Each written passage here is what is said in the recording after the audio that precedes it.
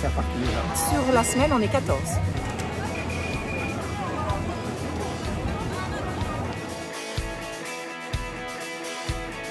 Qu'est-ce qu'on fait là? On est venu rejoindre les collègues de France, de tous les clubs de France qui se réunissent pour la semaine fédérale. Et donc on fait des parcours chaque jour on découvre chaque jour un univers différent, puisqu'il y a plein de paysages et de différents autour de Roanne. Donc voilà, aujourd'hui on remonte vers la Saône-et-Loire, on est en Saône-et-Loire, on découvre tous les paysages, on a longé le canal, c'était super beau, super agréable.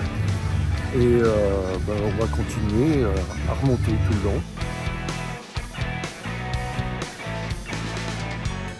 Alors la semaine fédérale a donc démarré dimanche et chaque jour de la semaine, dimanche, lundi, mardi, mercredi, jeudi, vendredi, samedi, des parcours sont proposés.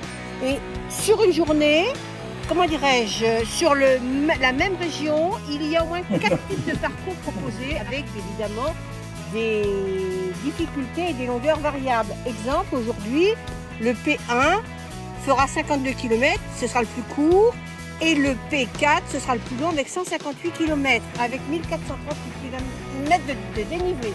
Voilà, chacun est libre de prendre ses propositions de circuit à l'endroit ou à l'envers. Nous, aujourd'hui, nous faisons un peu à l'envers.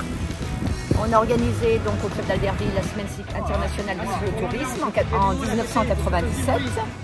On a eu à peu près un minimum 15 000 personnes. Le premier qui a adoré Albertville 97 et il a été l'organisateur de Dijon.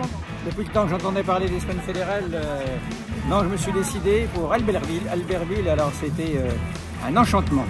Et je vous avoue que le dernier jour, au défilé final, j'en ai pleuré d'émotion, tellement c'était grandiose, impressionnant et tout ça. Et vous voyez, puis ça m'a donné l'esprit tout doucement de créer une semaine fédérale, enfin de faire une semaine fédérale. Et j'étais l'organisateur de Dijon en 2016. Là, cette année, on est dans un gîte. On a trouvé un gîte au bord de la Loire, au fil de l'eau. Mais c'est très bien, très perdu. On est obligé de faire kilomètres, de monter, de descendre, de monter, de descendre avant de rejoindre les parcours de la semaine.